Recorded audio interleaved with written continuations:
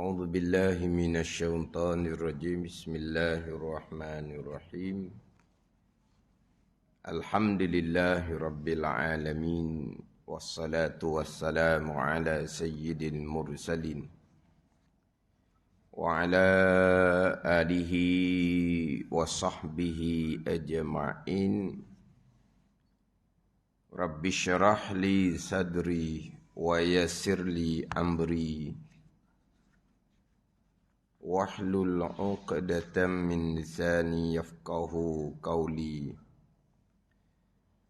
سبحانك لا علم لنا إلا ما علمتنا إنك أنت العليم الحكيم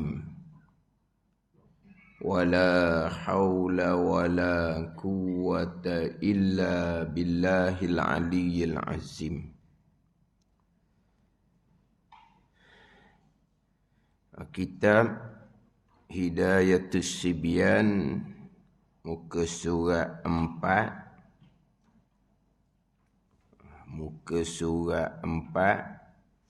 baris yang ke-17 daripada atas. Kitab Hidayatus Sibyan, muka surat 4, baris yang ke-17 daripada atas. Bukan 16 dah, 17. Baris yang keberapa saya bilang. Tapi baris yang ke-16 tak payah bilang. Faham tak ni? Yalah. Muka surat 4. Nampak muka surat 4. Baris yang keberapa kena bilang. Baris yang ke-16 tu start bulan 5 kan, tahun lepas. Tak payah bilang buat baris ke-16. Hari ni baris yang ke-17. Mana? Tarikh nak buat macam mana? Turun sebaris. Faham tak ni? Kan daripada bulan 5 kan? Hak baris yang ke-16 tu. Ta'alluq bagi sifat iradah tu. Ni baris yang ke-17. Letak tarikh dok kitab. Lepas tu letak tarikh macam mana? Letak tepi gitu lah. Susung gitu lah. Dah? Berapa tarikh ada? Belah-belah, puluh-puluh. Dah 4 tarikh sebulan. 4 tarikh sebulan. Dah daripada bulan 5 sampai bulan 2. Boleh katakan 10 bulan. Dah 10 bulan kali 4, 40 tarikh. 40 tarikh. Memang 40 tarikh sungguh.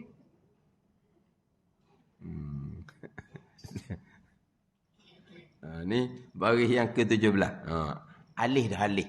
Pada alih pindah. Minggu lepas kita alih. Minggu lepas alih. Kita ingat alih. Masa ngaji Quran budak-budak. Ada ketika boleh alih. Ada ketika tak boleh alih. Alih ni pindah lah. Tunggu kata boleh alih. Alih lah kitanya. Musa 4. Baris yang ke-17 daripada atas. Qala al-muallifu rahimahullahu ta'ala wa nafa'ana bi'ulumihi amin.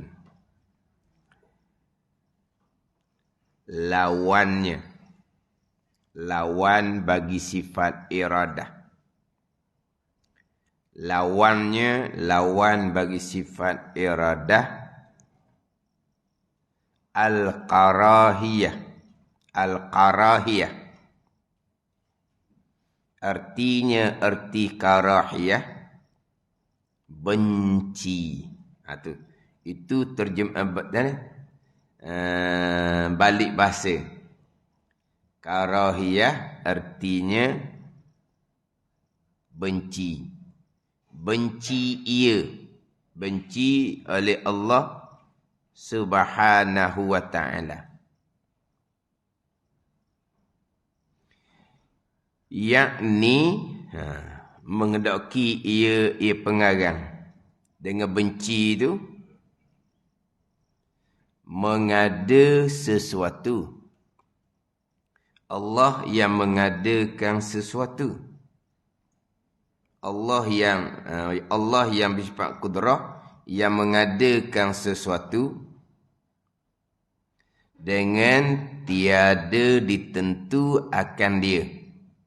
Dengan tiada ditentu akan dia akan sesuatu. Iaitu karahiyah ni mustahil.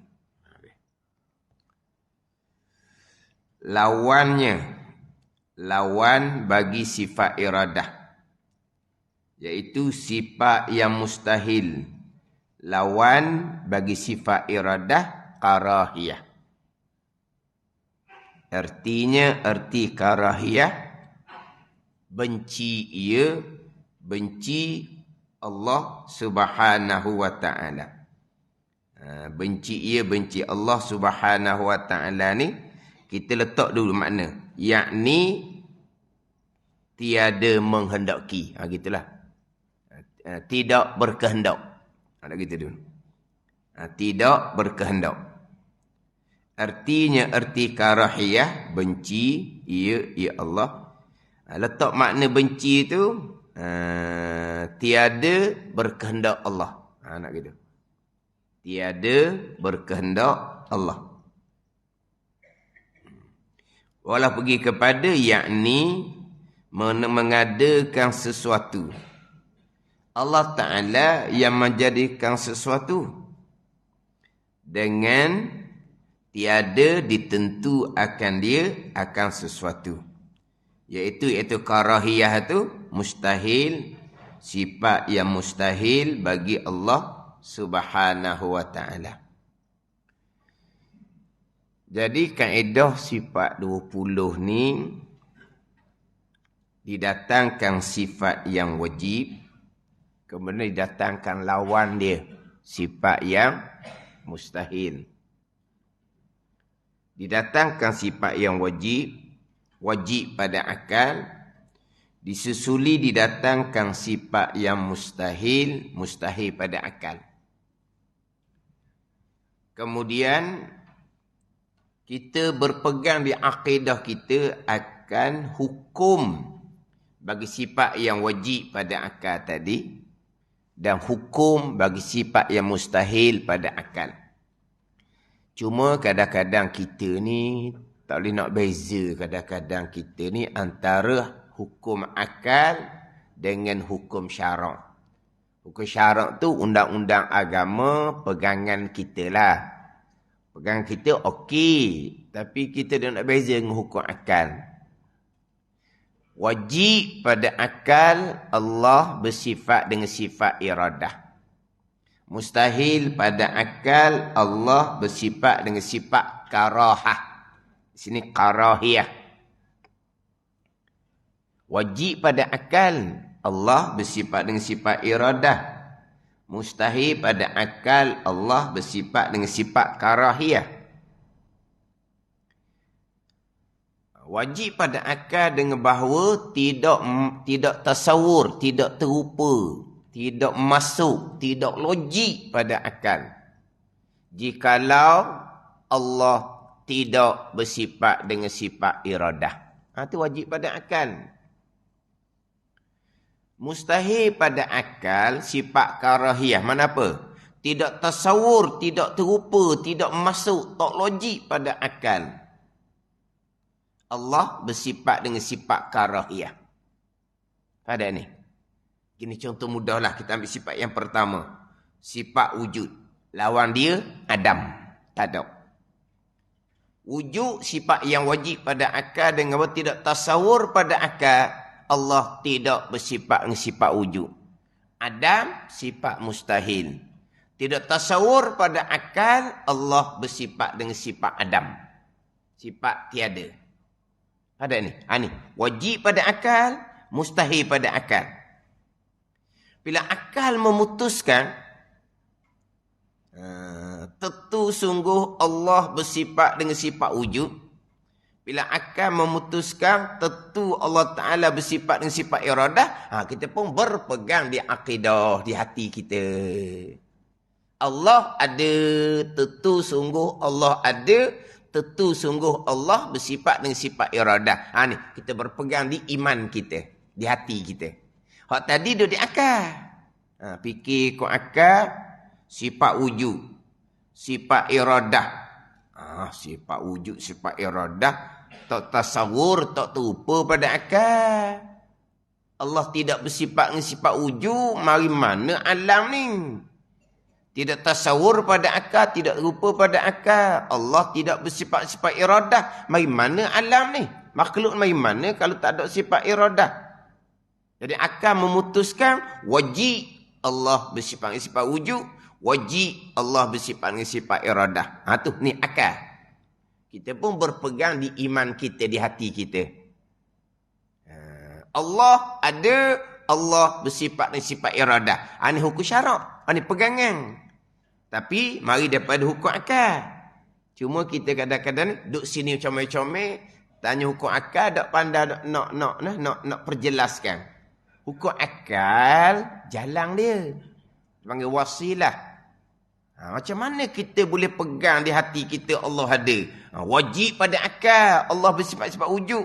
Sebab tu kita pegang Allah ada. Dia pegang Allah ada di sini, bukan di akal. Duduk di hati, duduk di iman. Jadi macam mana kita berpegang di akidah kita Allah bersifat dengan sifat iradah? Wajib pada akal ni, sifat iradah Allah Ta'ala. Akal tak terima kalau Allah Ta'ala tak ada sifat iradah. Daripada hukum akal itulah wasilah jalan, kita pun pegang di hati akidah kita. Cuma kadang-kadang kita pegang di hati comel. Hak hukum akal tu kita jadi macam tak pandang nak cerita. Tak ada apa masalah tu. Tak ada masalah tu. Janji hukum syarak pegagang kita comel situ. Itu dia hukum akal dengan hukum syarak. Hukum syarak pegangan. Pada ni. Hukum akal ni wasilah je. Cuma bila wasilah tangga hukum akal ni, kita duduk sini comel dah, hukum akal tu kita jadi tak berapa nak boleh beza. Tak apa. Kita siapa matlamat dah kan? Matlamat kita hukum syarak, iman. Iktikad di hati itu matlamat kita. Macam ginilah. Duduk tahu rumah comel-comel dah kan. Tangga tak cara dah. Pada ni. Sebab kita ni, hok duduk di imam ni tak turun naik dah pada ni. Hok tangga rumah kena ingat. Sebab nak turun, nak naik, nak turun, nak naik. Tapi duduk dalam rumah tu, ingat ke tangga dah? Tak ingat ke tangga dah. Sebab apa? Selesa duduk dalam rumah. Kipas lagi, aircon lagi. Pada ni. Tapi waktu buat bandingan. Tangga jangan lupa sebab nak turun balik. Nak naik pula. Tapi kita bak imam ni tak gerak dah. Duduk di imam di akidah dah. Allah bersifat wujud. Allah bersifat iradah. Cuma hukum akal sebagai tangga tu kita kadang-kadang tak boleh nak beza. Mana hukum akal? Wajib pada akal. Mustahil pada akal. Mana hukum syarak? Apa hukum syarak? Wajib atas tiap-tiap mukallaf mengetahui dan berpegang akan aqaidul iman yang 50. Ni wajib syarat Wajib atas tiap-tiap mukallaf. Mukallaf ni orang yang baligh serta berakal, mengetahui dan berpegang akan aqaidul iman yang 50. Simpulan-simpulan iman yang 50. Hak tu hak wajib syarat. Hak tu kita nak. Dah wajib pada akal bagi Allah dan Rasul, mustahil pada akal bagi Allah dan Rasul, harus pada akal bagi Allah dan Rasul. Tu wasilah tangga. Padahal dia panggil apa? Tangga. Wasilah tangga. Nak pergi kepada ni iman, akidah, mengenal Allah, mengenal Rasul, permulaan agama. Apa dia? Mengetahui dan berpegang akan aqaidul iman yang 50. Itu hukum syarak. Hukum akal, wajib pada akal, mustahil pada akal, harus pada akal, ada panggil wasilah tangga. Dia beza situ. Kemudian, selain daripada didatangkan sifat yang wajib pada akal, didatangkan lawan dia. Sifat yang mustahil pada akal. Selain daripada akal ni biar nampak molek, sifat iradah ni tentu sungguh ada di zat Allah. Kita kena nampak juga hak lawang dia. Hak lawang dia. Lawang sifat wujud Adam. Kena nampak. Dia akal. Kena fikir dia akal. Kalau Adam macam mana? Kalau Tuhan tak ada. Oh, tak tasawur. Tak. Tak logik pada akal. Akal tak boleh terima. Itu mustahil pada akal dia panggil. Akal tak boleh terima.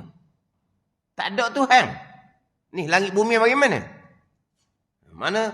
Ni fikir kau akal ni. Apa? Kehi kok mana pun. Tuah kok mana pun, mari alasan macam mana pun, tak ada Tuhan. Tak, mustahil pada akal. Akal tak boleh terima. Cerita macam mana pun. Pusing macam mana pun. Mana biar tapatan getu. Mana cerita gini. Tak. Mustahil pada akal. Mana mustahil pada akal ni, biar dia mari belaka. Biar kita faham hak mustahil ni. Hak pegang, hak wajib Allah ada tu kemah molek dah. Bang akidah ni, hak lawan, hak mustahil tu pun biar kemah juga. Hak tak ambuh tu biar kemah juga. Ni akidah. Hak kita nak pegang Allah ada. Hak kita tak ambuh, tak ada Tuhan kita nak sepak keluar.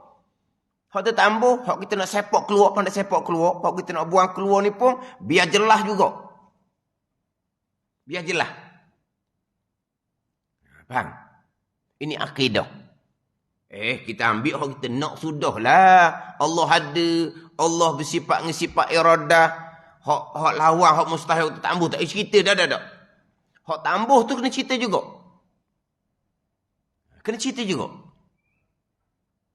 Mana biar nampak hak tak ada Allah. Pusing kat mana pun. Dah. Mustahil. Akal tak ada terima. Sama dengan sifat mustahil lawan pada sifat iradah. Karahiyah. Allah tidak berkehendak.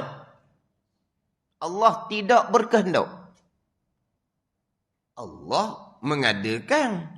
Tapi Allah tidak berkehendak. Allah mengada gitu je.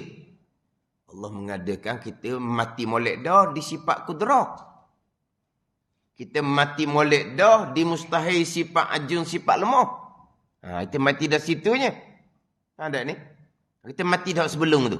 Hak mengada kejap dah. Allah yang bersifat kudrah yang mengadakan segala-galanya. Mustahil ada perkara berlaku yang bukan Allah mengadakan. Sebab apa? Itu jadi ajzun, lemah Allah Subhanahu wa taala. Tu kita mati dah. Hak ni lawan pada sifat kudrah tu. Sifat kudrah ketujuhnya kudrah. Turun ke bawahnya, lawannya lawan kudrah, al-ajzu, lemah. Itu lawan pada kudrah. Apa lemah? Ada sesuatu yang berlaku yang bukan datang dari perbuatan Allah. Itu ajzun, lemah, mustahil pada akal. Akal tak terima. Jadi masalah mengadakan, Allah Ta'ala yang mengadakan, waktu putus dah. Putus di, pegang kejap, tentu sungguh Allah bersifat-sifat kudrah. Tentu tak sama sekali Allah bersifat ajizun. Samalah juga ni. Hak sifat wajib, kudrah, biar nampak molek-molek. Sifat ajizun, sifat mustahil lemah ni. Biar nampak molek-molek. Jangan lupalah kita ni, kitab Hidayatus Sibiang ni, sifat mustahil semuanya didatangkan dengan bahasa Arab. Kitab lain tak ada bahasa Arab. Ada ni.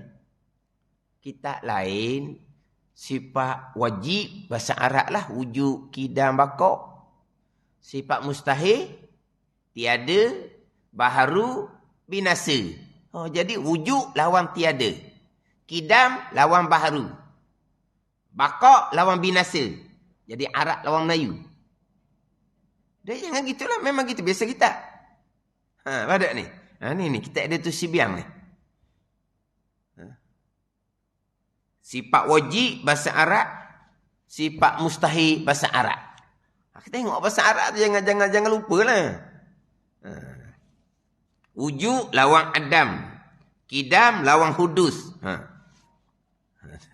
Hak qiyamuhu bi nafsih lawannya qiyamuhu bi ghairi. Hak lawan-lawan dia belaka tu. Qudrah lawan dia ajzun. Iradah lawan dia karahiyah. Ilmu lawan dia jahlun. Hayah lawan dia mautun. Tu hayah. Lawan kau Arab belaka tu. Sidik, amanah, tabligh, fatanah. Lawan pun kau Arab juga. Sidik lawan dia kazib. Amanah lawan dia khianah. Tabligh lawan dia kitman. Pada ni. Kau Arab belaka ni. Jadi kudrah lawan dia ajzun, lemah. Dah kalau kok Melayu, alah bukan berdosa, janji pandai je. Tapi nak jumpa lawan bahasa Arab ni lah. Kita memanglah sidik, amanah, tabligh, fatanah. Sidik lawan apa? Sidik lawan dusta. Arab lawan Melayu. Sidik lawan kazib lah. Tapi kita sidik lawan dusta. Jadi Arab lawan Melayu. Tak apa. Jadi sekarang nak lepas dah. Mati molek dah. Sifat wajib, sifat kudrah. Ni, wajib pada akal. Kita fikir kau akal, tidak tasawur pada akal. Allah tidak bersifat dengan sifat kudrah. Mari mana alam ni? Kita pun pegang kejap di akidah kita. Allah tentu sungguh Allah bersifat dengan sifat kudrah. Ni, hukum syarak. Lemah macam mana pula? Lemah. Lemah ni sifat yang mustahil pada akal. Mendengar bahawa tidak tasawur, tidak terupa pada akal. Allah bersifat dengan sifat lemah. Lemah dengan maksud apa? Lemah dengan maksud ada perkara yang berlaku yang bukan datang dari perbuatan Allah. Lemah lagi tu. Ada satu perkara yang berlaku yang bukan datang daripada perbuatan Allah. Walaupun sekecil-kecil perkara. Tiba-tiba berlaku bukan perbuatan Allah. Itu makna Allah lemah. Ada ni. Lemah ni bukan lemah Allah dia buat langit dan bumi. Itu mustahil. Ni hak berlaku di kita setiap saat ni. Gerak dia yang kita tak saat. Siapa yang buat? Allah yang mengadakan.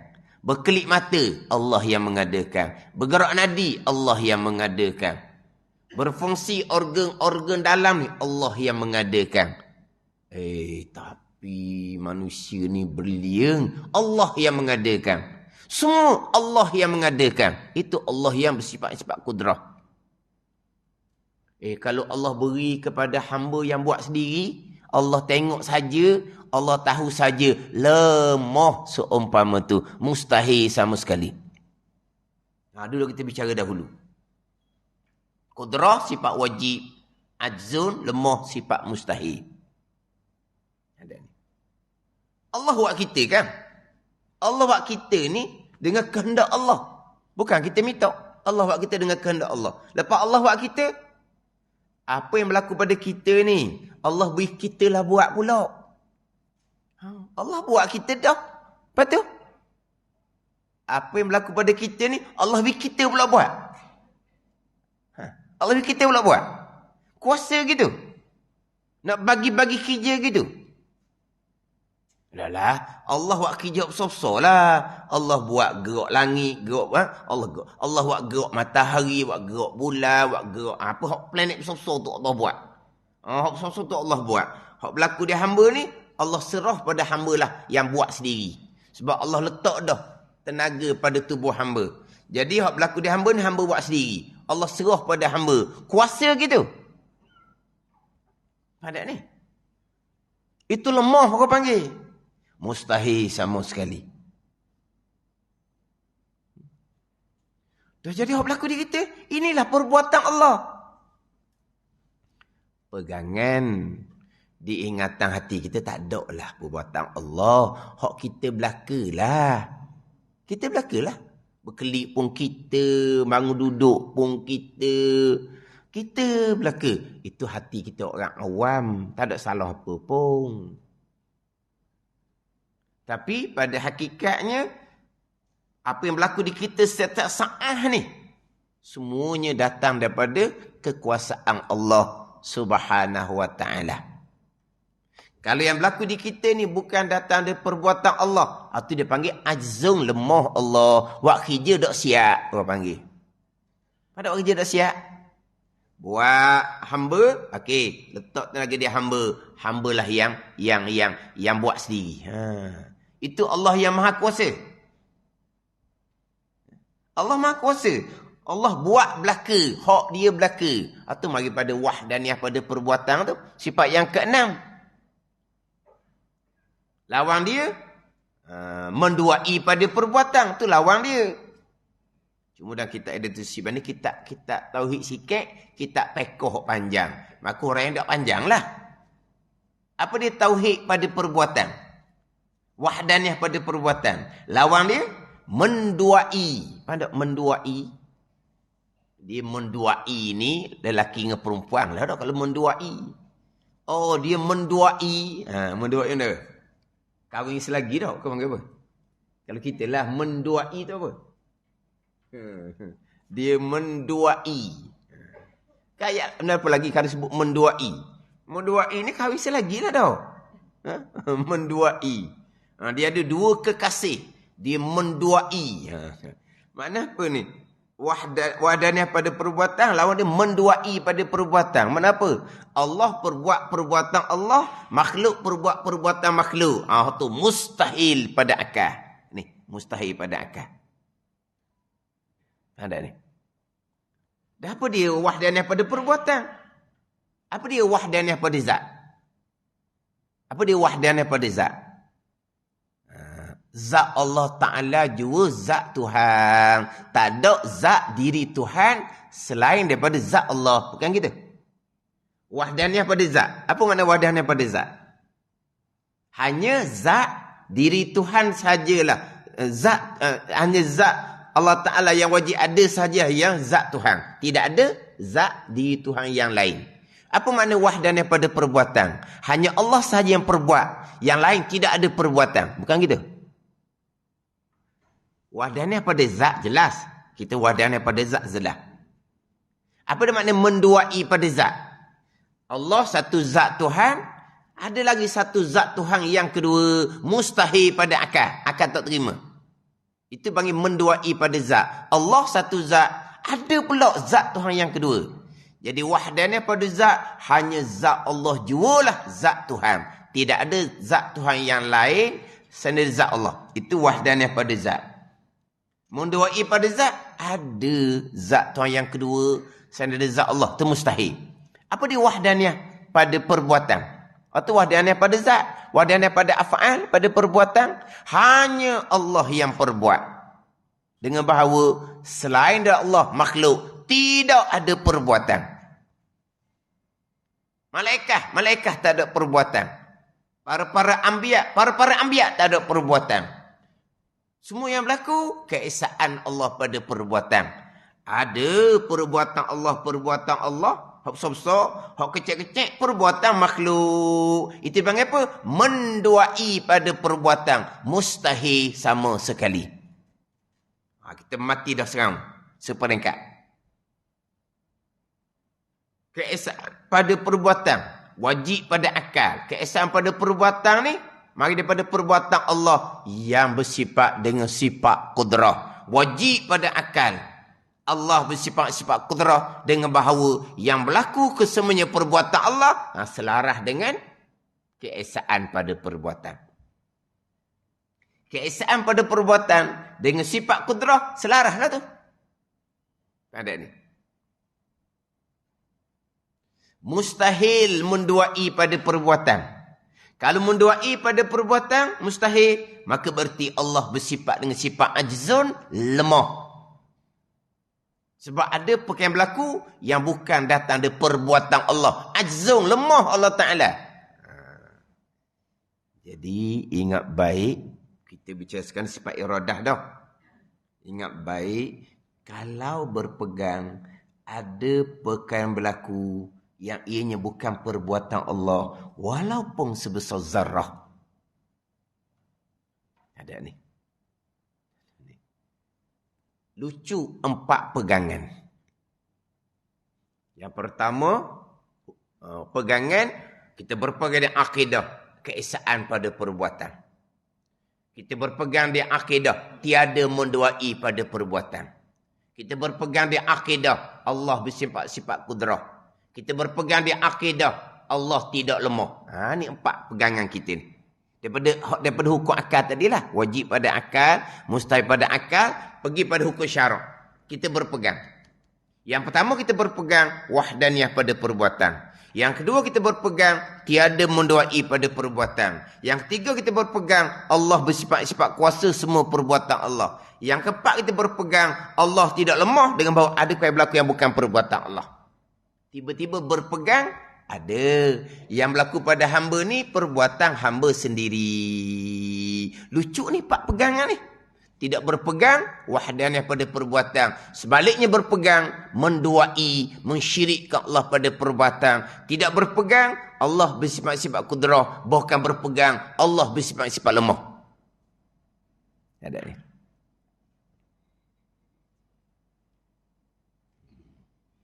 Ni hak banyak pegangan sekarang seumpama ni. Allah letak dah upaya pada hamba. Apa yang berlaku pada hamba ni? Hamba buat sendiri. Allah hanya mengetahui, Allah hanya melihat. Bukan Allah yang buat dah. Sesar tu. Segala yang berlaku, Allah yang mengadakan. Wahdaniyah pada perbuatan, tidak menduai pada perbuatan. Allah bersifat kudrah, Allah tidak lemah. Ni. Semua berlaku perbuatan Allah. Nak pergi pula. Allah perbuat akan perkara yang Allah kehendak. Ini sifat yang ke-8, sifat iradah. Allah perbuat perkara baik dan jahat.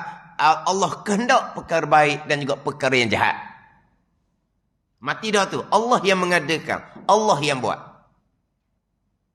Allah buat sebagaimana yang Allah kehendak. Mustahil. Ada perkara yang berlaku yang Allah buat tapi Allah tidak kehendak. Ni nak bicara mustahil pula. Sekarang mati molek dah. Wahdaniyah pada perbuatan. Tiada menduai pada perbuatan. Pegangan kita. Allah bersifat dengan sifat kudrah. Allah tidak lemah. Kejap dah pegangan kitanya.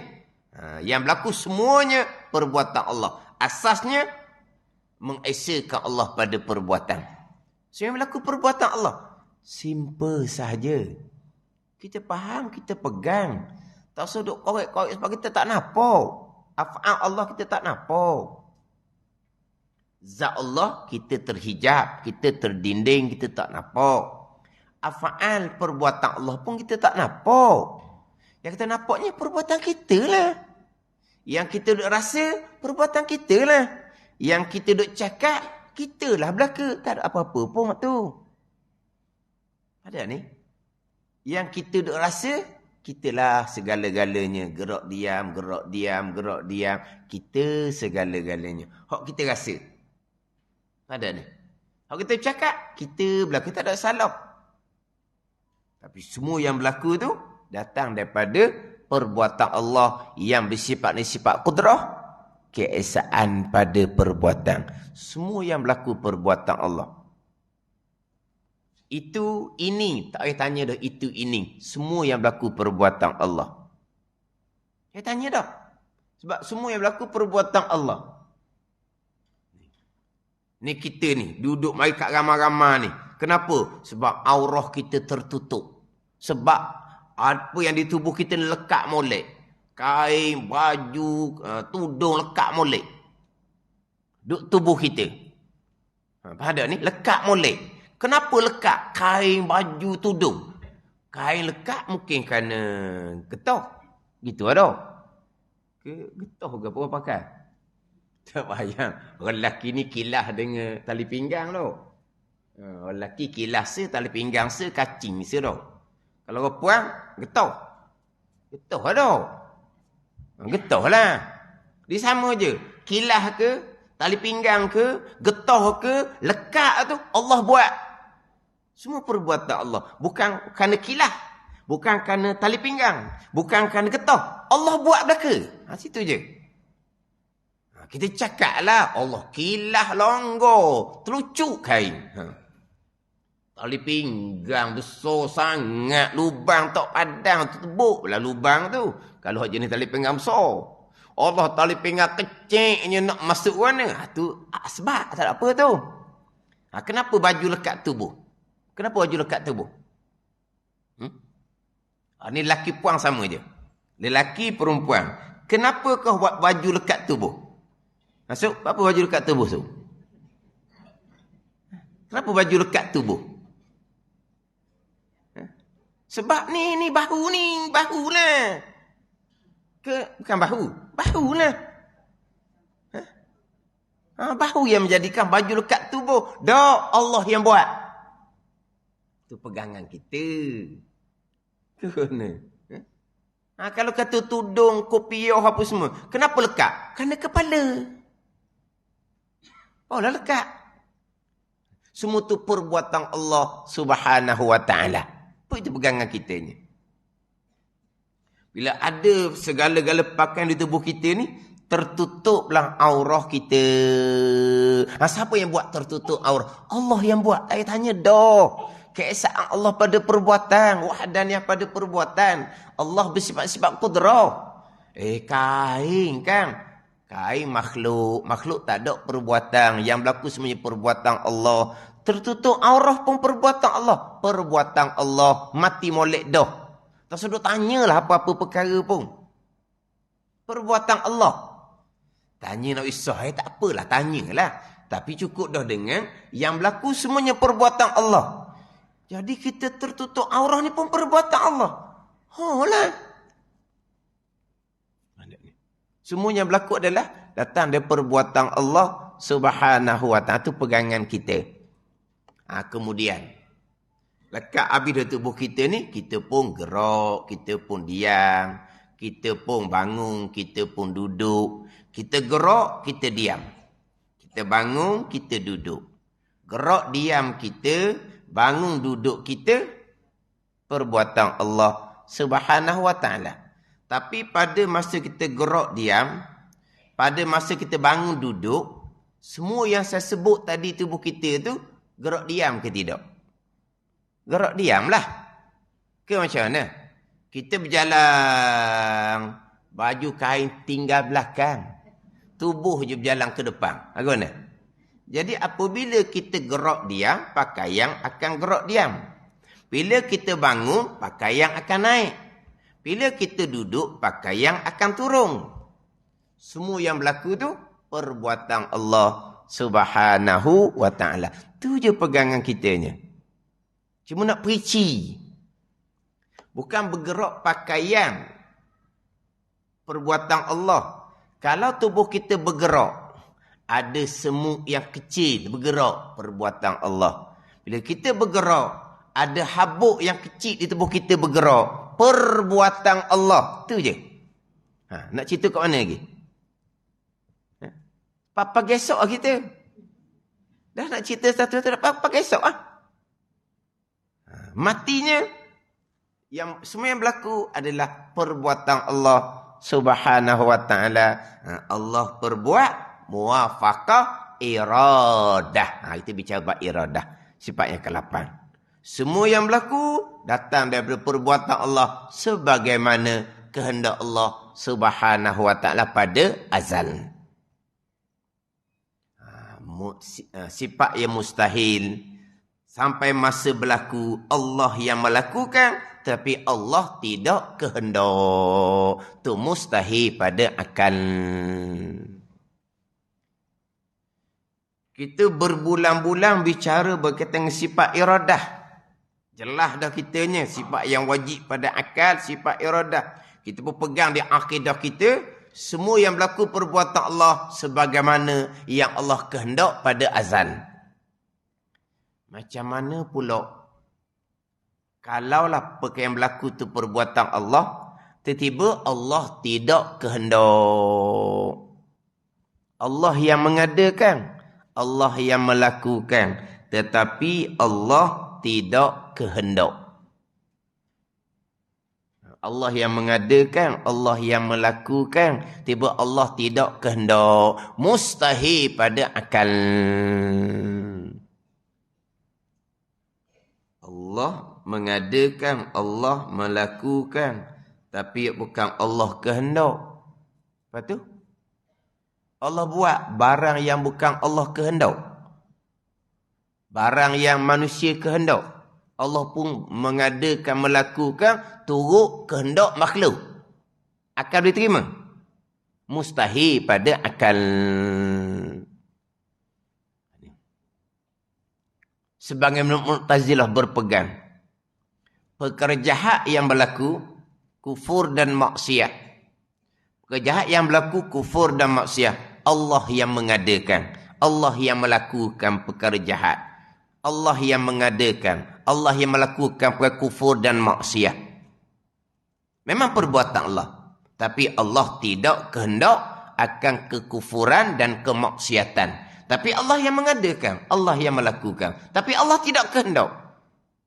Allah hanya mengetahui, tapi Allah tidak kehendak. Jadi kehendak siapa kekufuran dan kemaksiatan? Kehendak hamba. Sampai saat kufur maksiat, Allah yang mengadakan pula. Allah yang melakukan pula. Jadi Allah melakukan barang yang kehendak makhluk. Allah jadi jauh makhluk pula ke? Akal tak terima sama sekali Allah mengadakan, akan perkara Allah tidak kehendak. Ini lagi pula pada hak mustahil pada akal. Cuma nak kita dia tulisan ni pendek lah. Direkas sahaja. Yakni mengada satu dengan tiada itu antarakan dia, iaitu mustahil. Sama ada Allah Ta'ala mengadakan serta lupa, serta dengan lalai. Tidak dibicarakanlah dalam kitab Editus Sibiang ni. Serta dengan Allah Ta'ala mengadakan dengan bahawa Allah Ta'ala tidak kehendak. Contohnya secara illah, secara tabi'ah. Dia tak bicara panjang dalam kitab Editus Sibiang ni. Tapi masa bicara kudrah dahulu, saya sudah perici dah tu. Illah, tabi'ah saya sudah perici dah. Tapi saya akan ulang balik lah. Kemudian Allah Ta'ala mengadakan, tapi Allah Ta'ala serta lupa lalai. Itu dibicara zuhul, ghafalah, apa semua tu. Setengah pandang mengatakan zuhul, ghafalah, lawan pada sifat iradah. Setengah mengatakan zuhul, ghafalah, lawan kepada sifat ilmu. Itu tak apalah, kita akan bicara semula tu. Zuhul, ghafalah, lupa, lalai. Kita mungkinlah apa makna bagi kita. Itu dia begini. Ini contoh, kita akan bicara balik ni. Ini minggu ni untuk permulaan. Ini untuk permulaan. Lepas tu lawan sifat mustahil ni dah lama lah. Sebab sifat wajib tu lama dah. Sifat wajib tu lama dah. Lawan ni insya-Allah lah. Cuma dia ada satu. Dia jahil, memanglah tak tahu daripada awal. Tak tahu daripada awal. Ada satunya, kita lupa. Satu lupa, satu lalai. Kita lalai ni macam ralik tak kalau kita. Gini. Jahil memang kosong. Jahil memang kosong. Satu ni kita lupa. Lupa macam mana? Gini. Buat masalah gini. Kita jumpa dengan orang. Kita tak ingat dia. Kita tak ingat. Dia pun beritahu. Dia beritahu sebab dia cerita tu memang betul. Pada tahun tu, sekolah situ, kerja situ, memang betul. Memang betul.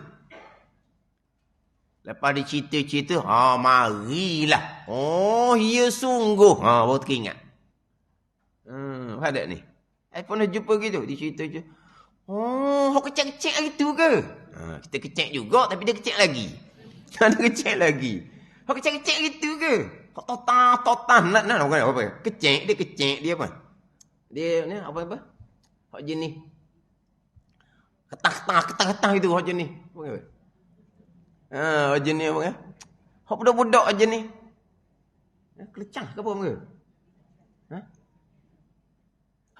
Tu, dia suka. Allah kata, besar dia dah kita. Dan masa dulu. Mana tengok mana tak kenal. Abang apa itu? Dia panggil, maknanya diingatan kita tak ada. Tapi disimpan otak kita ada. Apa dia korek. Ya. Ya sungguh lah. Ingat kalau mu ingat ah. Apa ada ni? Dia panggil apa?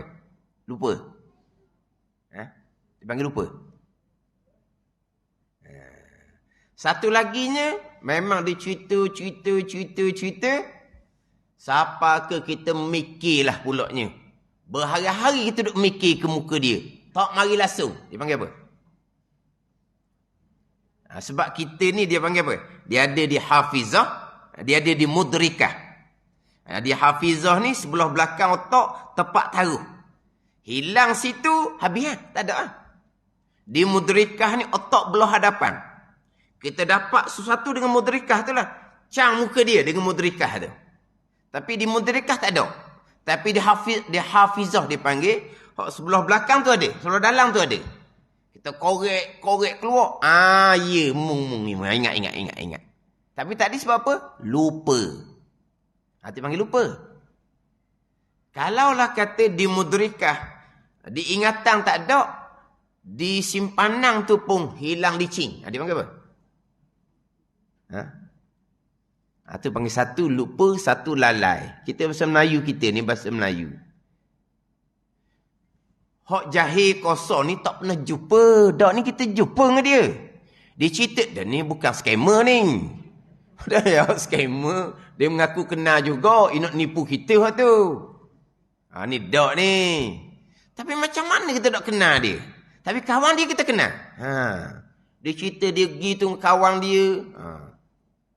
Saya biasa masa duduk pondok dulu. Budak-budak sekolah mari belajar pun semua dia mari ramah. Hak depan sikit kepala dia tu saya kenal lah. Tapi tak kenal agak mula-mula. Lepas cerita.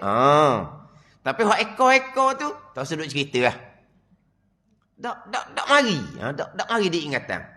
Tapi kalau disebut kata tahun tu masa mari 10 orang tu. Mari 10 orang. Hak duduk depan-depan, hak duduk tukang cakap ramai-ramai tu, ingatlah. Ingat tu pun boleh diceritakan. Tapi ada hak memang kita tak. Kalau kita kata, kita duduk fikir-fikir pun, tak mari. Panggil apa tu? Waktu lupa. Hak habis tu panggil lupa. Hak tadi tak ingat, sekarang ingat panggil lalai. Kau macam mana? Hak habis tu panggil apa? Lupa. Hak dah ingat mula-mula. Lepas tu, ya. Dia panggil apa? Lupa juga. Waktu lupa sekejap, waktu lupa terus. Kau mana?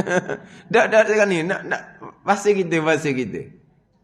Satunya lupa sekejap, satunya lupa terus.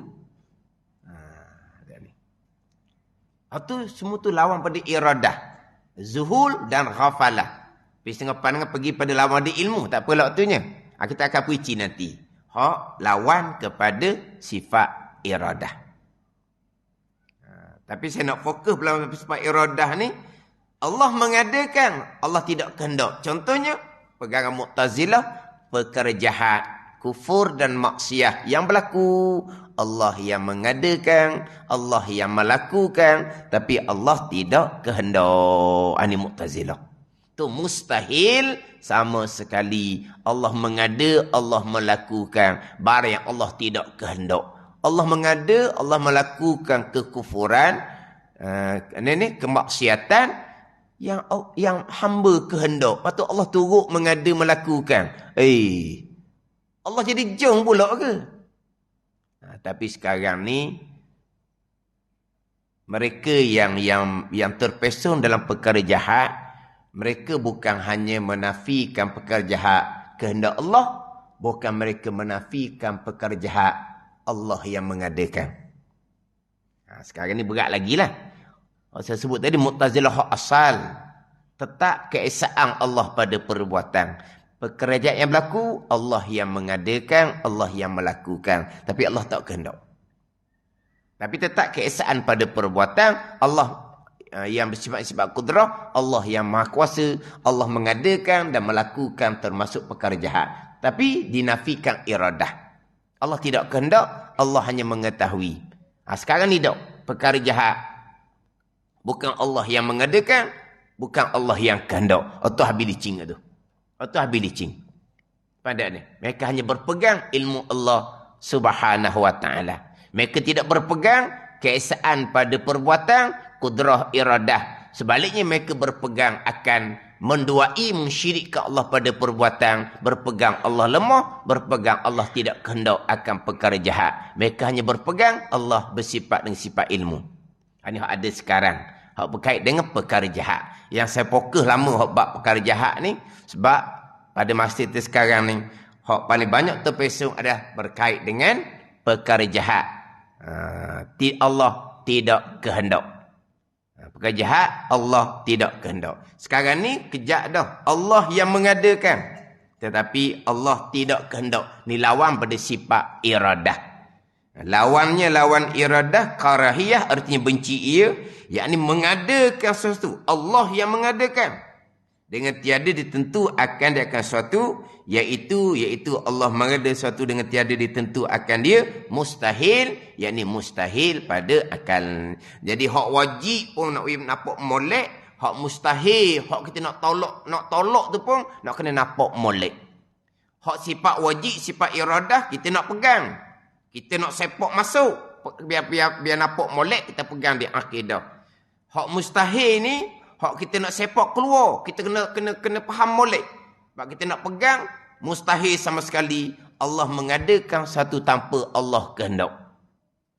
Jadi hak kita nak pegang, hak sifat wajib pun nak faham molek. Hak sifat mustahil yang kita nak sepak keluar pun biar kena faham molek. Kita pegang dua lapis.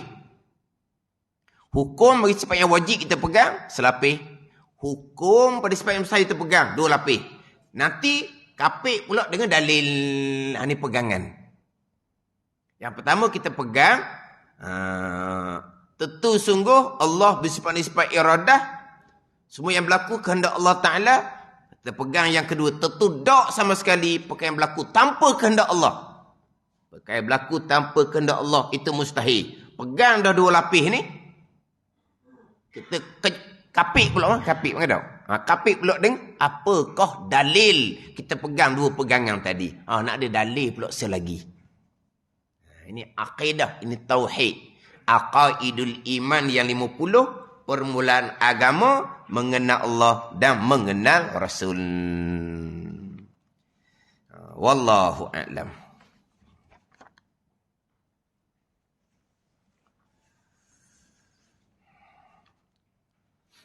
Kemudian untuk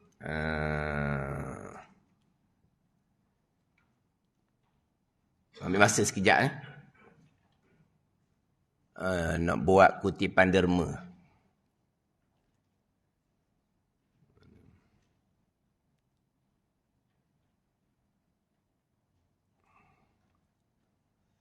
Untuk pembinaan masjid dan pondok. Pembinaan masjid dan pondok hak Baba Muhammad Sulaiman. Baba macam ada. Kemudian kita nak ada bekas tau. Suk yang bekas tu. Mana kita nak berjalan lah untuk bekas. Bekas suk ambil. Belah puan. Isteri Baba ada. Mana belah puang tu mari belah depan dulu tak apa. Ada dah belah puang. Sebekas je. Dah tu belah lelaki, belah puang. Dah suk belah lelaki. Suk belah lelaki Dah ada. Yalah mana puang mari belah depan, mari bekas belah depan. Suk belah lelaki.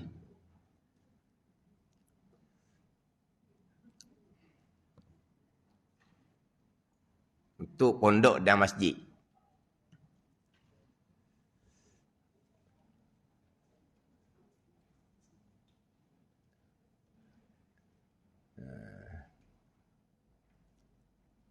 Esok, ambil dan jabat tu, ada dan jabat tadi ada dua bekas. Cuba minta dengan kerani dia. Minta dengan kerani ada dalam jabat. Masuk dalam jabat tu, masuk belah ni, masuk belah ni. Masuk belah jabat. Gigi je, tak takut masuk je.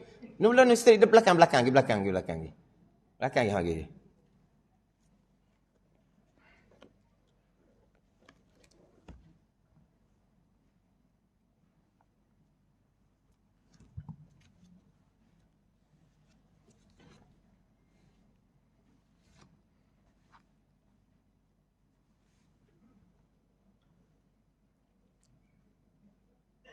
Ada tak kerani dalam dia tu?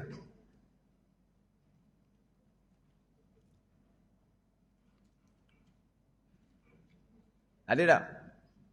Ada belah tu, ada belah dalam ada. Tak ada orang dalam tu. Ambil bekas je ada tepi pintu dalam bilik dia.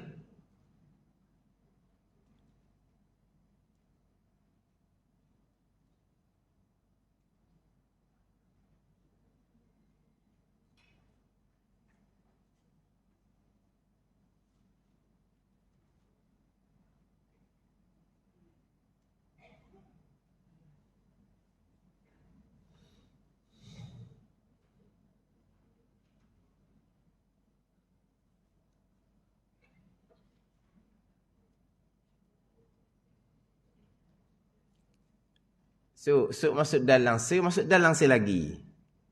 Jangan takut tak bendanya, dia tak marahnya.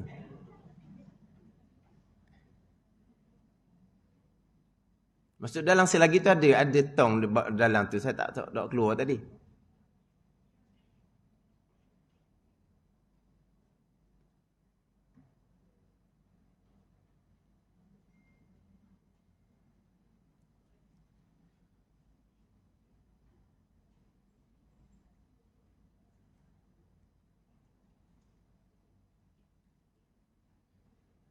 Dah sebelah belakang puang tadi datang sebelah belakang. Ada.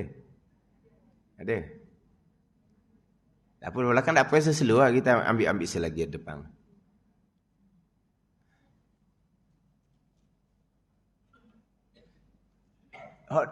So tu tulis Ihya Ramadan tu. Ambil je lah Ihya Ramadan pun ada. No, jangan ambil atur tu, ambil situ. Dalam bilik.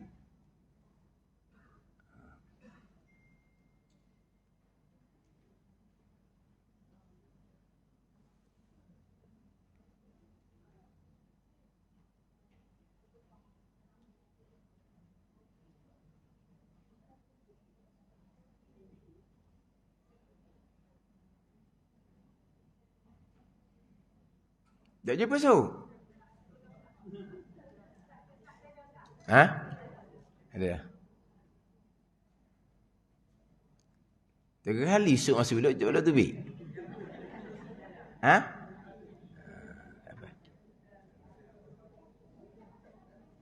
Esok atas tu ada duit tak? Esok tepi dinding tak ada tak? Itu ayat Ramadan tu duit tak? Ada duit tak dalam esok? Ha? Buang duit tu. Buang duit tu. Mari depan ni. Mari bekas tu depan ni. Tu badan dah. Dia tak ada ambil duit tu. Biar esok Siapa dah ni biar. Biar esok. Tu ayat Ramadan tu biar. Biar.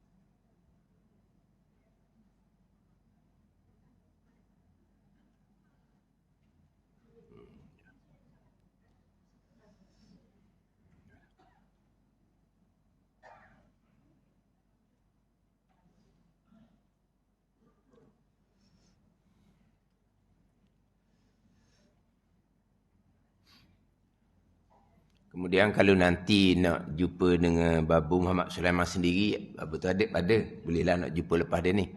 Kalau nak jumpa sendirilah. Kalau nak tanya, nak apa semua, boleh jumpa sendiri. Lepas ada kelas ni. Ni kitab Hidayatus Sibyan, muka surat 19. Surat 19. Baris yang ke-17 daripada baris yang ke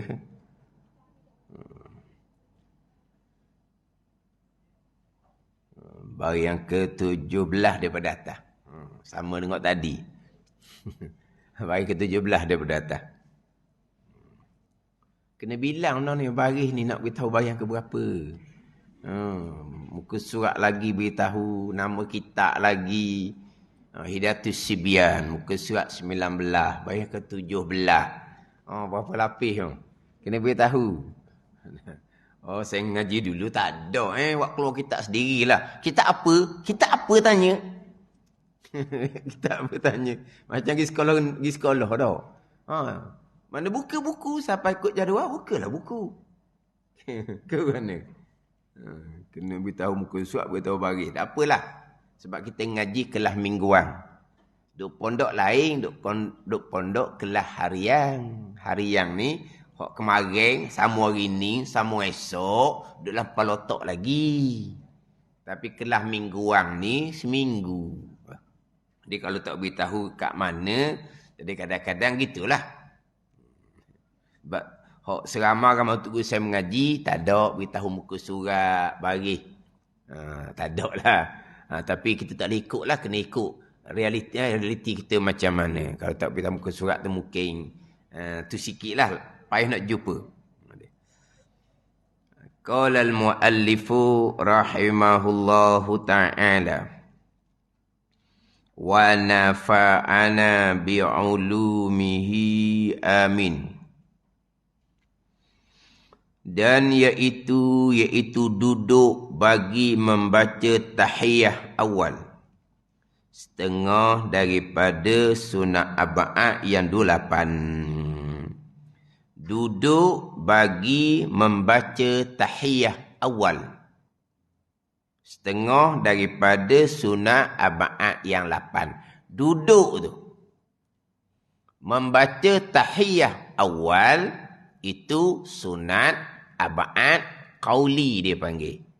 Duduk bagi membaca tahiyah awal dia panggil sunat ab'ad fi'li.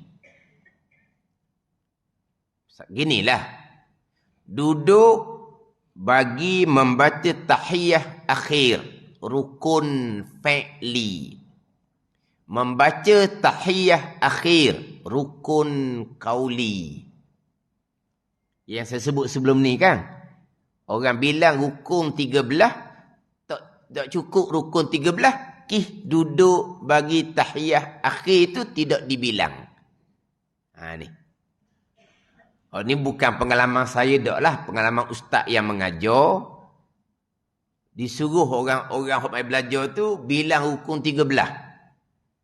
Orang tua-tua pula dia suruh bilang rukun 13. Kalau saya tak tergamuk. Tak tergamuk Haji, bilang rukun 13 Haji sekali nak dengar. Allah dia macam budak tadika. Daklah rukun 13 suruh bilang. Dan disuruh baca semua bacaan dalam solat.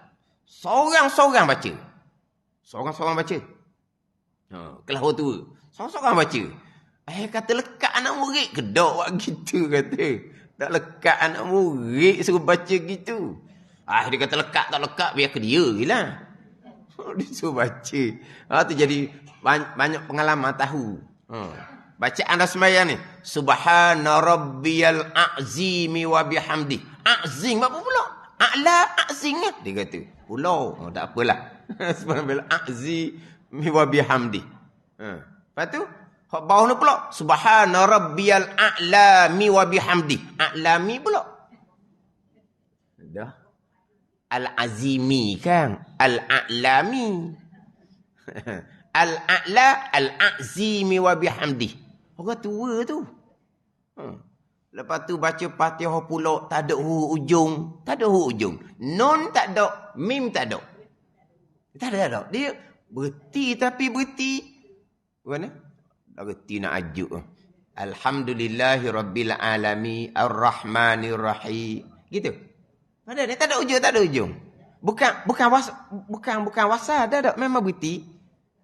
Malik yaumiddin iyyaka na'budu wa iyyaka nasta'in. Gitu je. Jadi nun dengan mim tak ada. Tak ada. Dia mana apa? Terapung panggil. Terapung apa makna dak? Dia nun tak ada, mim tak ada. Pada ni.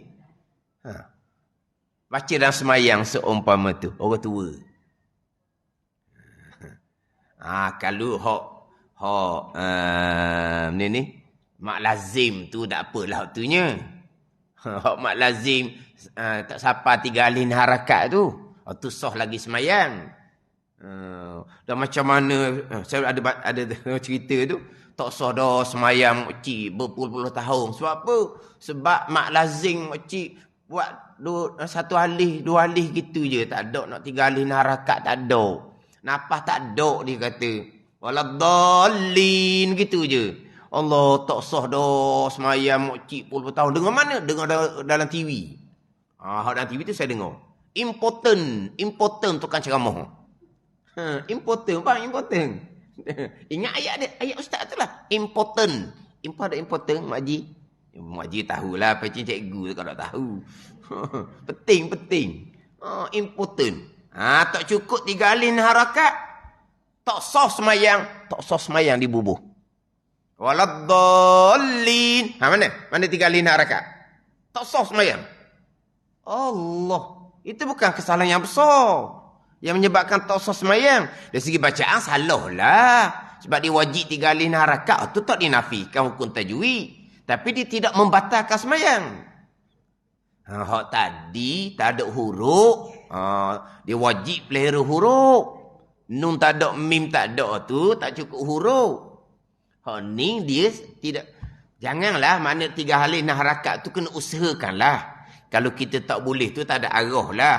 Tapi kena jagalah situ hukum tajwid. Tapi taklah sampai ke peringkat membatalkan sembahyang. Ada ni. Kalau gitu kok moci semayang puluh tak sah semayang. Sebab apa? Sebab moci buat 1 alih. Kadang-kadang 1 alih setengah. 2 alih. Gitu je. Tak ada 3 alih harakatnya. Kalau orang pergi bilang pula. Hak tu imam pula. Waladdallin. Mufarakah. Ke mana? Dah. Batas semayang. Punah kan. Ajar dalam TV. Ajar dalam TV. Ada ni. Important disebut. Punah kan. Bab hukum hakam.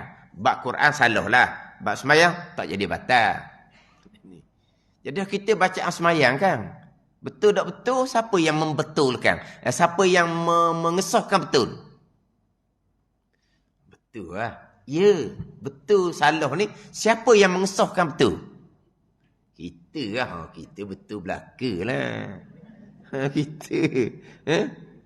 Sungguh. Hak bacaan-bacaan hak rukun tu lah.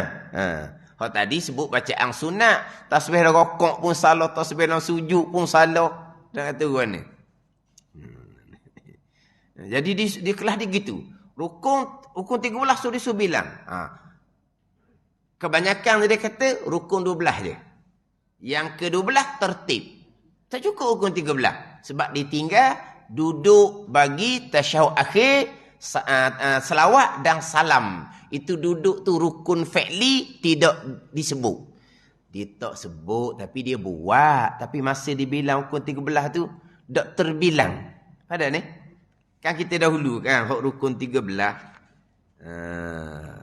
Rukun yang ke-11 duduk bagi keduanya. Duduk bagi tahiyat akhir dan selawat. Duduk tu. Itu rukun fi'li. Membaca tahiyat akhir, membaca selawat, rukun qauli. Ni kita bicara sekarang ni, hak sunat ab'ad. Duduk bagi tahiyat awal. Kalau kita gak tahiyat tu lah. Tak apalah tahiyat. Tahiyat awal ataupun tasyahud awal. Duduk tu setengah daripada sunat ab'ad yang 8. Iaitu sunat ab'ad yang 8. Ini membicarakan rakaat yang kedua pada sembahyang fardu ni. Rakaat yang kedua pada sembahyang fardu, sunat duduk bagi membaca tahiyah awal. Rakaat kedua sembahyang fardu. Termasuk juga rakaat kedua bagi sembahyang sunat. Yang lebih daripada 4 rakaat, lebih daripada 2 rakaat. Sama juga. Bukan kata sembahyang fardu saja. Rakaat kedua bukan sembahyang fardu saja, termasuk sembahyang sunat. Kalau lebih daripada 2 rakaat, 4 rakaat contohnya, di sembahyang qabliyah zuhur, 4 rakaat 1 salam. Ba'diyah zuhur 4 rakaat 1 salam. Qabliyah asar 4 rakaat 1 salam. Yang afdalnya 2 rakaat 1 salam, 2 rakaat 1 salam lah yang afdalnya. 4 rakaat 1 salam. Maka rakaat yang kedua tu pun sunat ab'ad, duduk bagi membaca tahiyah awal. Cuma walaupun sunat ab'ad, afdal ditinggalkan duduk bagi membaca tahiyah awal.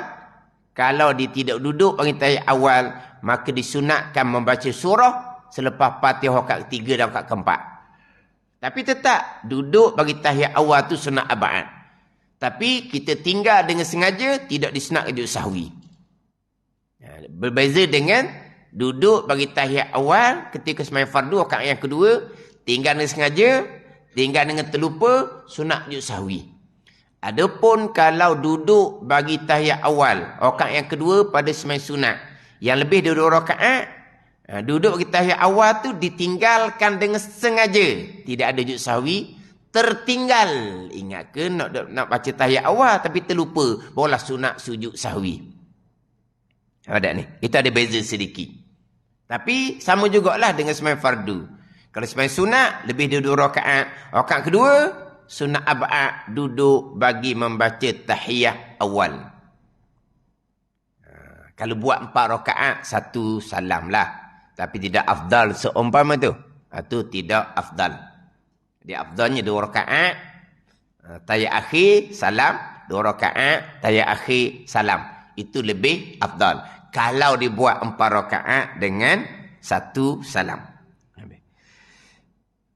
Mana sunat ab'ad yang 8 perkara? Iaitu pertamanya membaca tahiyah awal. Membaca tahiyah awal sunat ab'ad qauli. Membaca tahiyat awal sunat ab'ad adalah sebagaimana sekurang-kurang tasyahud tahiyat akhir kita dahulu. Kita baca dah tahiyat akhir dahulu kan. Sekurang-kurang tahiyat akhir, itulah sunat ab'ad ketika membaca tahiyat awal. Sekurang-kurang tahiyat akhir, rukun qauli, itulah dia sunat ab'ad ketika membaca tahiyah awal. Mana sekurang-kurang tahiyah akhir kita dahulu. At-tahiyyatu lillah, salamun alaika ayyuhan nabiyyu wa rahmatullahi wa barakatuh, salamun alaina wa ala ibadillahis salihin, ashhadu an la ilaha illallah wa anna Muhammadar Rasulullah. Itu sekurang-kurang tahiyat akhir. Itulah dia sunat ab'ad ketika membaca tahiyat awal. Jadi ketika tahiyat akhir, kita membaca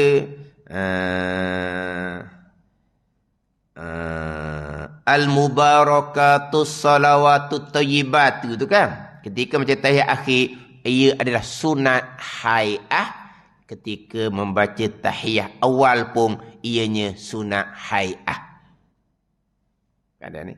Jadi sunat hai'ah ketika membaca tahiyah awal sama dengan sekurang-kurang rukun qauli ketika membaca tahiyah akhir. Jadi tahiyah awal kita baca at-tahiyyatul mubarakatus salawatut tayyibatu lillah. Jadi mana sunat ab'ad? At-tahiyyatu lillah. Al-mubarakatus salawatut tayyibatu tu sunat hai'ah. Biar tahu beza. Sebab terkadang kita berjemaah dengan tu imam. Kadang-kadang tu imam ni cepatnya naik rakaat yang ketiga. Tak biasa jumpa kita tu imam. Kita baru nak asyhadu anna Muhammadar tu dia naik rakaat ketiga dah. Allahumma salli ala sayyidina Muhammad tu sunat abad juga. Tinggallah kitanya. Maka kita potong hak sunat hai'ah.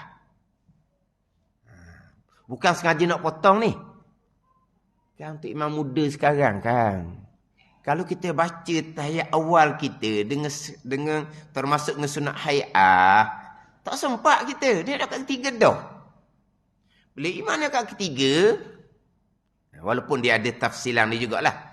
Kalau imam dia kat ketiga, kita afdal segera naik kat ketiga tanpa menyudahkan tasyahud dan selawat. Melainkan kalau kita meyakini bahawa Fatihah kita kat ketiga tidak akan terganggu walaupun kita bangkit lambat. Sebab tu imam ni tu imam yang tetap, tu imam masjid kita sama-sama, dia kat ketiga Fatihah tu dia lambat rokok kat ketiga.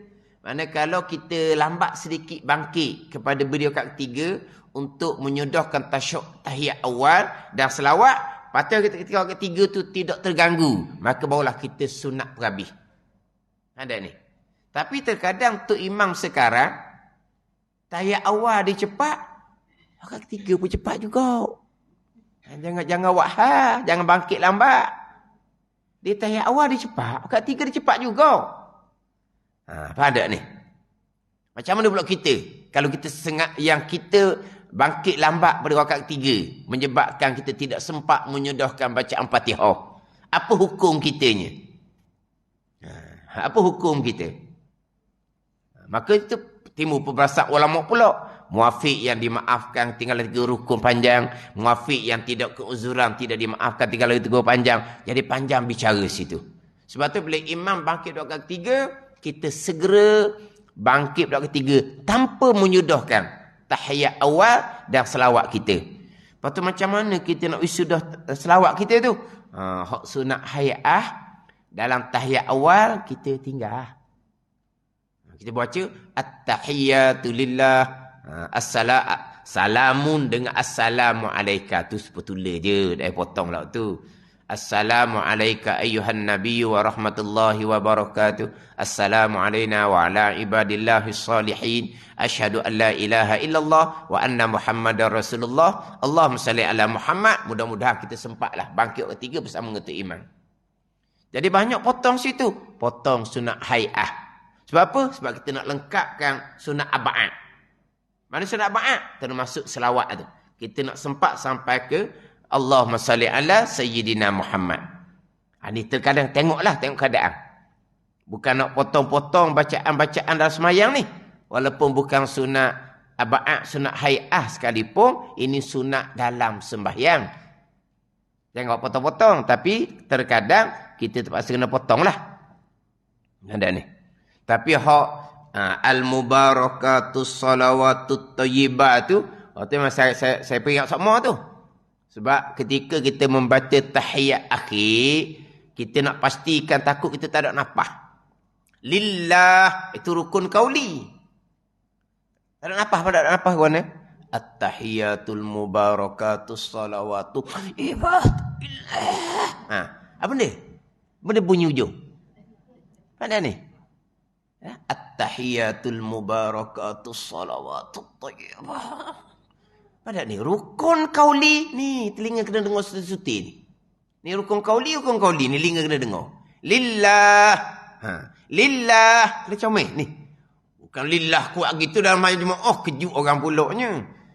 Pada ni telinga kena dengar. Faham tak? Lillah. Ingat baik, lam ada tasydid tak? Lam yang kedua tu. Kena ada tasydid. Lillah. Lepas lam yang kedua ada alif ke tak? Ada lam, alif, ha. Lillah. Jangan lillah mati gitu, tak ada alif, tak cukup huruf ni huruf tasyahud akhir, tahiyat akhir. Pada ni. Tu kena jaga tu sebab terkadang kita masa muda bolehlah. Bila dah main kita tua ni, nafas tak ada. Kau buat macam mana? Ulang balik. Lepas tu bila nak salam, Ada ni. Bukan kita sengaja nak potong. Sebab kita tak ada nafas. Di hujung tu, lillah itu rukun qauli. Kita nak jaga hak sunat, jadi hak rukun kita penuh. Jangan gitu. At-tahiyyatul mubarakatus salawatut tayyibatu lillah. Kalau kita boleh jaga nafas tak apa.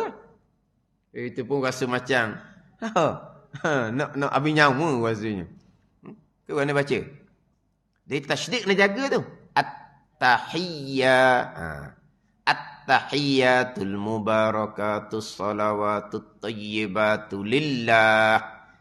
Tu lillah, lam kedua tak ada tasydid, lepas lam ada alif lam, alif ha. Lillah. Nak jaga molek. Itu memang saya kadang peringat tu. Orang tua-tua memang dia ada masalah sedikit lah. Nafas dia tak dang nafas. Kalau tak dang nafas, at-tahiyyatu lillah. Tu. Potong tengah tu. Itu sunat hai'ah ketika membaca tahiyat akhir. Dan juga sunat hai'ah ketika bicara membaca tahiyat awal. Jadi pertama tahiyat awal. Keduanya selawat atas Nabi, kemudian daripada tahiyat awal.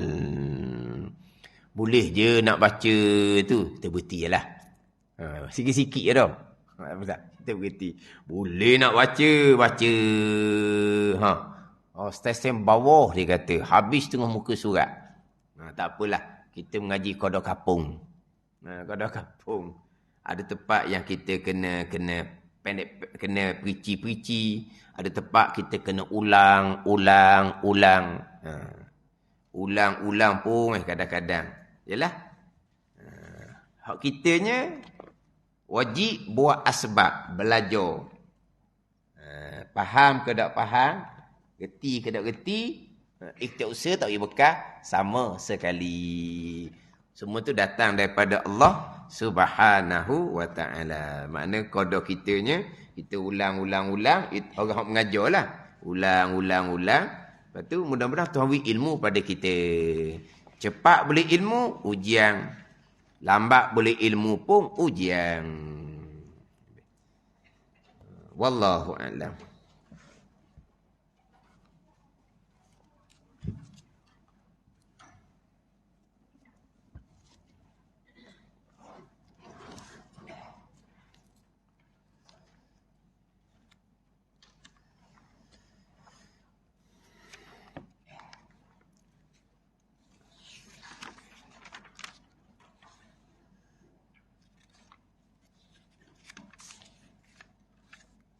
Ini kitab Minhajul Abidin, muka surat 7. Surat 7 baru yang ke-6 daripada atas. Surat 7 baru ke-6 daripada atas. Qala al-muallifu rahimahullahu ta'ala wa nafa'ana bi'ulumihi amin. Dan faedah dari umur. Dan faedah tu atas pada kata buah dari ilmu.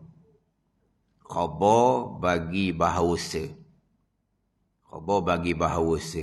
Bahawasa ibadah itu ialah buah dari ilmu dan faedah dari umur, yakni dan bahawasanya ibadah itu faedah daripada umur yang berharga itu. Faedah daripada umur yang berharga itu. Dalam kurungan tu bukan dalam kitab Minhajul Abidin. Dalam kurungan tu diambil daripada kitab Sirajut Talibin, syarah pada kitab Minhajul Abidin. Dalam kurungan tu dipahamkan daripada ini, daripada ibadah faedah daripada umur yang berharga, maka hidup tanpa ibadah Walaupun umur panjang sekalipun, tidak berguna sama sekali. Bahkan hidupnya rugi semata-mata.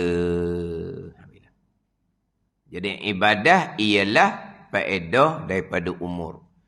Jadi dalam kitab Minhajul Abidin ni dimulai dengan penekanan ibadah. Minhajul Abidin ila jannati Rabbil Alamin.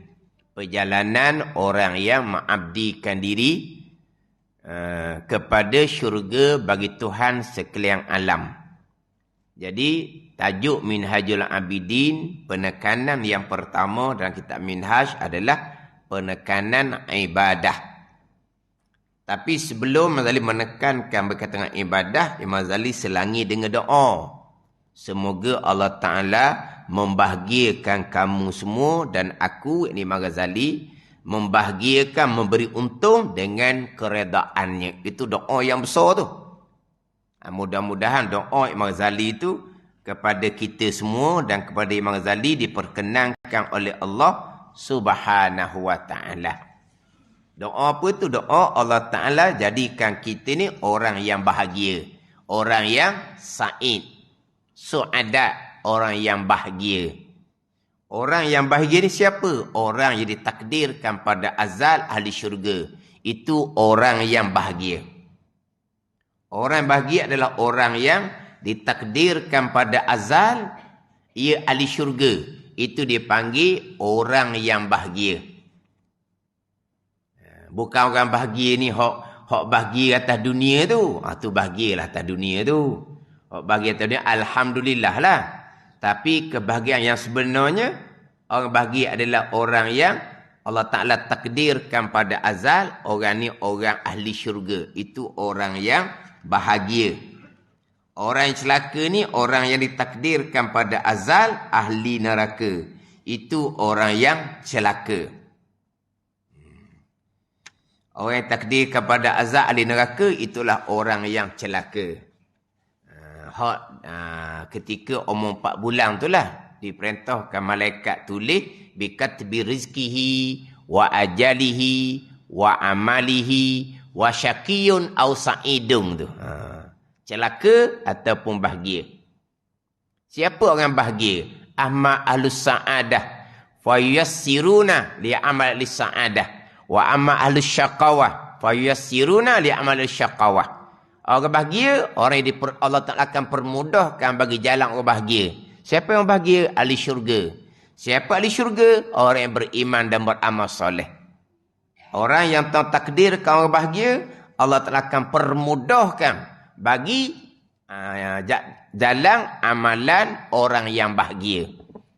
Amalan bahagia, amalan ahli syurga adalah orang yang beriman dan beramal soleh yang dapat redha Allah Subhanahu wa ta'ala. Anak jalan beriman soleh ni lah. Jalan ilmunya fardhu'ain tauhid, fiqh dan tasawuf. Tu hodok tekan, duk ulang sama-sama tu. Fardhu'ain tauhid, fiqh, tasawuf. Biar beci dia orang pun. Tak, beci dia orang. Fardhu'ain tauhid, fiqh, tasawuf. Macamlah kita dak reti. Tak, alhamdulillah lah kamu reti. Duduk ulang sama, ulang untuk orang lain, bukan untuk kamu. Tak ada masalah lahnya. Oh, macam kata kita dak tahu, dak reti je. Tak tuju pada siapa yang terasa, kenapa? Pelik dah. Tak hadap ni sekarang ni. Kalau tekan je fardu ain, dia panggil apa sekarang ni? Terpaling fardu ain. Gitu kan. Orang sekarang guna ayat. Terpaling fardu ain. Dialah terpaling fardu ain. Alhamdulillah kalau terpaling fardu ain daripada terpaling jahil. Ada ni. Saya ni saya baca ni. Sebab ni saya baca. Ada orang tulis lah FB. Tulis dalam komen dalam hot live saya tu tulis. Betul-betul wallahu alam lah. Wallahu alam. Dia ambil stamp. Tapi waktu nampak sikit sangat dia tulis. Dia ambil stamp. Ditanya ustaz, macam mana fardu ain kami ni ambil stamp? Dia tu 10% baru fardu ain dia kata. Wallahu alam apa maksud dia? Ni dalam komen ni. Dia ambil stamp. Pelajar lah ambil stam. Sekolah CJ tinggi agama dah. Dan ambil stam. Jadi dia tanya ustaz yang mengajar stam tu. Yang kami ambil stam ni, fardu ain kami beres ke? Dia tu ustaz tu jawab, 10% baru fardu ainnya. Sikit sangat dah. Kalau 50% boleh tahan juga. 10% dia kata. Dan ada komen juga dia kata, ada ustaz yang buat survey apa ni? Dia buat kaji selidik. Buat kaji selidik. Di mana wallahu alam. Ni dalam komen ni. Kaji selidik di universiti mana tak tahulah. Dia kata 100% pelajar Islam yang ada di universiti itu tak lepas fardu ain. Dia letak 100% pun dia selidik macam tak tahu. Ni. Ni dah komen je ni. Tapi dia kata 10% stam tak munasabah juga tu. Tapi kalau stam tu cukup tak fardu ain? Boleh tanya ustaz. Sebab saya tanya dah. Cakap dah dengan ustaz-ustaz sekolah apa semua. Mereka masih lagi belajar sekarang. Mereka mengakui apa yang mereka belajar. Walaupun mereka ada ijazah sekalipun. Bukan stam. Mereka ada ijazah syariah sekalipun. Mereka kata kalau tak mengaji kat luar. Tak lepas fardu ain dia kata. Bukan stam. Hak ada ijazah. Hak ada ijazah. Bukan ambil stam. Dia stam tu dah lagi dah. Lepas tu hak ijazah tu tinggi lagi kan. Diploma stam. Lepas tu diploma. Lepas tu ijazah. Hak ada ijazah pun dia kata. Sehingga kan dikatakan. Walaupun ada doktor PhD dalam satu-satu bidang. Bidang tu sahaja dia mahir. Bidang yang lain tak lepas fardu ain. Dikatakan begitu. Dikatakan seumpama tu. Sebab saya pernah dengar orang yang doktor bidang ekonomi bicara bab puasa, bicara bab niat pun cukar cemaking. Tapi doktor bidang ekonomi lah, bidang muamalah. Tapi dalam bicara bab niat pun nampak Allah nak bicara kosok, ta'arud, ta'ayyum tu cukar cemaking. Pada ni. Kalau stam tu dia kata 10%, wallahu alam lah. Tapi saya memang bercakap, memang saya jumpa ramai ustaz-ustaz sekolah yang belajar sekarang ni dan dia bersungguh dan dia ambil inisiatif. Dia mengajar di sekolah tu kepada pelajar, dia tekan silibus yang lebih. Dia mengajar tu dia tekan ke pelajar dia. Awak kena tahu ni. Dalam silibus sekolah tak ada ni, awak kena tahu ni fardu ain. Dia tekan. Awak kalau nak kemah lagi, awak buka dalam live ni, FB ni, dia tekan pada pelajar dia. Tapi bukan hak dalam silibus sekolah lah. Atas inisiatif dia sendiri. Dan diakui. Untuk semata-mata dia belajar, dia periksa tu. fardu ain tak tahu ke mana. Ni bos sekolah Arab hok sekat jalan nak cakap fardu ain beres. Lepas tu suruh belajar ngaku pandai dah. Ni kata bahagian masing-masing. Belajar fardu ain tauhid perkata tu wajib. Fardu ain tak belajar dosa besar. Akidah salah dosa besar yang lain. Sembahyang tidak sah dosa besar yang lain. Hati riya, ujub, takabur, hasad, dosa besar yang lain. Itu orang yang celaka, bukan orang yang bahagia. Tapi bahagia masing-masing. Tuan kendak pada azal baik, baiklah dianya. Tuan kendak pada azal jahat, jahatlah dianya. Itulah. Itu balik pada hakikat dia. Tapi syariat kita kena usahakanlah. Hak patut menyampaikan. Hak patut nasihat. Hak patut ajak. Hak patut share. Orang terima tak terima, bahagian masing-masing. Gitu je. Dah kita ni mari masjid. Cerita orang semayang bang. Orang hak kot luar ni. Hak tu pihak lain lah peluk yang dakwah mereka. Kita duk ngajar masjid surah ni, nak pergi cari orang duk semayang bang, nak cakap duk pandai kitanya. Pandai. Pergi jumpa duk semayang bang. Pergi je. Mu neraka mu. Kita lalu kita pergi tau. Tak boleh gitu. Dia kena pergi berkawan dulu, minum kopi ote dulu, banjir minum dulu. Mari pergi semayang. Ni kita bukannya pandai. Gigi nak uri neraka lalu dah. Baik tak semayang. Marah dia orang lah. Nak ajak orang duk semayang tu, dia satu sana. Apa? Skill yang lain pula. Kita nak pergi tempat tu kita rasa macam dah reti dah nak masuk macam mana ni. Kita siapa-siapa dia isap rokok. Kita lagi lalu dah. Dah. Dah bukan apa. Bang busuk tu dah ulik tu lagi dah. Macam mana? Siapa nak dakwah dia tu? Tu ada pula mereka yang pergi cari orang seumpama tu. Pergi beri salam, ajak semayang. Gitulah. Ada ni. Ada orang seumpama tu. Hak dak semayang dia ajak pergi bandar. Ajak pergi bandar. Lepas tu dia pandai dia buat. Tanya Zuhur dia pun berhenti. Pergi semayang. Semayanglah kawan tu. Dah tidak. Dak semayang tumpang kereta orang. Dia tinggal. Tak balik Pandai dia pandai. Lepas dia semayang. Mana dia pergi bandar. Kawan-kawannya dia nak suruh kawan dia semayang 2 kali. Zuhur dengan Asar. Dia pandai dia buat. Biar jadi Zuhur tengah jalan. Biar jadi Asar tengah jalan. Dia gitu kawan dia. Lama. Oh, semayang budak tu. Cara dia. Dia tak suruh semayang tapi kita pergi jalan. Pergi bandar apa semua. Dah berhenti semayang. Takkan dia nak duduk bawah macam orang hik gitu. Kalau duduk bawah tu dia hik nipah lah tu. Tak boleh naik masjid. Tu pasalah kena semayang. Pandai dia disusun waktu. Biar Zuhur tengah jalan. Dia ada cara lah. Dia ada cara. Orang yang diajak tu tak terasa pun jadi mudah je. Kita ngajar di masjid. Orang nak ke agama dah. Orang nak agama dah duduk masjid ni. Orang semayang bang duduk tinggal. Jumaah duduk tinggal. Nak pergi betul jalan aja. Betul jalan kat mana? Ni. Belajar. Fadha'in tauhid. Fiqh. Tasawuf. Tu je. Pandai dah. Lagi bagus. Ulang balik. Tapi biasa pandai dah ni. Tak pandai. Jahil murakat biasanya. Belajar. Ada ni. Sebab apa? Sebab orang yang bahagia. Orang yang dapat redha Allah. Orang dapat redha Allah. Orang yang beriman dan beramal soleh. Radiyallahu anhum. Kalau redha lah daripada mereka itu. Mereka yang beriman beramal soleh. Nak beriman. Fadha'in tauhid kena kemah molek. Nak beramal soleh. Fadha'in fiqh kena kemah molek. Itu orang yang diradai oleh Allah. Orang yang dapat bahagia daripada Allah Subhanahu wa ta'ala. Jadi Mazali doakan dengan kebahagiaan. Mula-mula sekali. Bila Mazali pergi, ketahui oleh bahawa ibadat itu ialah buah hasil daripada ilmu. Itu yang pertama. Ibadah adalah buah hasil daripada ilmu. Dalam kurungan tu, tanpa ilmu, ibadat itu tidak sah. Dalam kurungan tu memang tak ada dalam Minhajul Abidin. Tanpa ilmu, tidak dinamakan ibadah. Dia dinamakan ibadah. Kemudian ibadah, amal ibadah yang paling besar sekali adalah mentauhidkan Allah Subhanahu wa ta'ala. Amal ibadah yang paling besar sekali adalah mentauhidkan Allah Subhanahu wa ta'ala. Itu hak paling besar sekali. Ada ni. Tauhid dan sembahyang. Dua. Tauhid dan sembahyang yang paling besar sekali.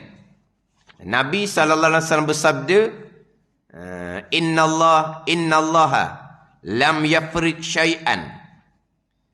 Innallaha lam yafrid syai'an afdala minat tauhid wassalah. Walau kana syai'un afdala minhu laftaradahu ala malaikatih. Minhum raki'un wa minhum sajid.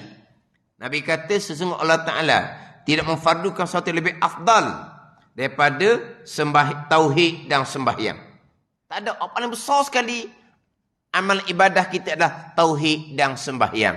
Jikalau ada sesuatu yang lebih besar dari tauhid dan sembahyang, nescaya Allah Ta'ala akan memfardukan atas malaikah.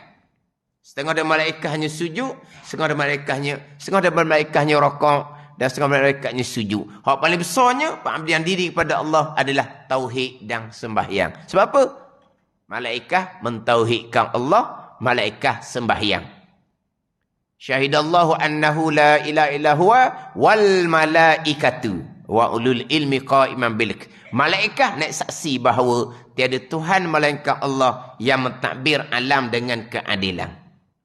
Allah paling besar sekali adalah mentauhidkan Allah Subhanahu wa ta'ala dan sembahyang. Patutlah sifat 20 dengan belajar bab sembahyang. Kalau tua kita dulu tak tinggal. Belajar kitab, sifat 20, bab semayang. Sifat 20, bab semayang. Dua tu ya. Lepas tu, amalan mereka apa? Membaca Al-Quran. Soleh sampai ke mati. Barakah sampai ke mati. Mereka ilmu terhad. Mereka ilmu tak banyak. Mereka ilmu terhad tak banyak. Tapi kalau mereka belajar, tauhid, semayang, lepas tu baca Quran.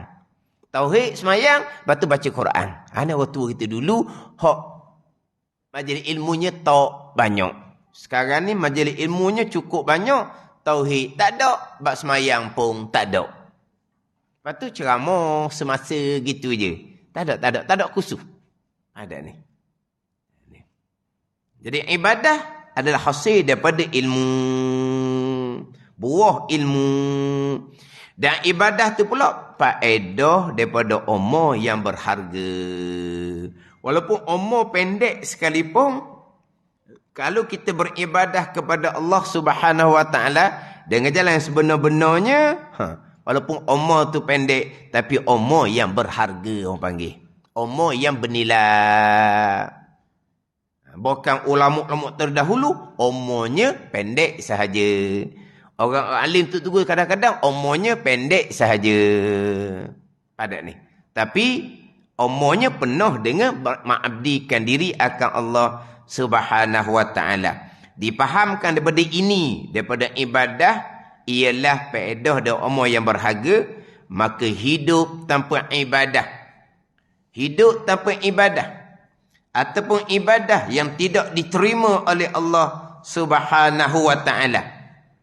Hidup tanpa ibadah ni, kita kata Allah semayang pun tidak, puasa pun tidak, sampai ke mati. Sama juga. Semayang tak pernah tinggal, puasa tak pernah tinggal. Ilmu akidah duduk mana? Ilmu semayang duduk mana? Pandai pula pergi Mekah khusus haji. Berapa jam sehari khusus haji? 3 jam boleh duduk, 3-4 jam. Khusus haji. Kenapa khusus haji? Kalau tak belajar tak khusus haji, tak sah haji. Ada tak sah haji? Kena pergi semula.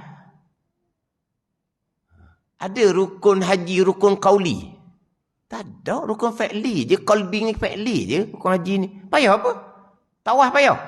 Syair payah. Wuku payah. Tapi nak dapat kesempurnaan, belajar khusus. Comel lah tu. Sebab orang Malaysia ni terbaik. Sebab mereka mengerjakan haji tu dengan ilmu. Kalau dengar negeri luar tu macam-macam perangai lah. Ada ni. Kalau Indonesia lah.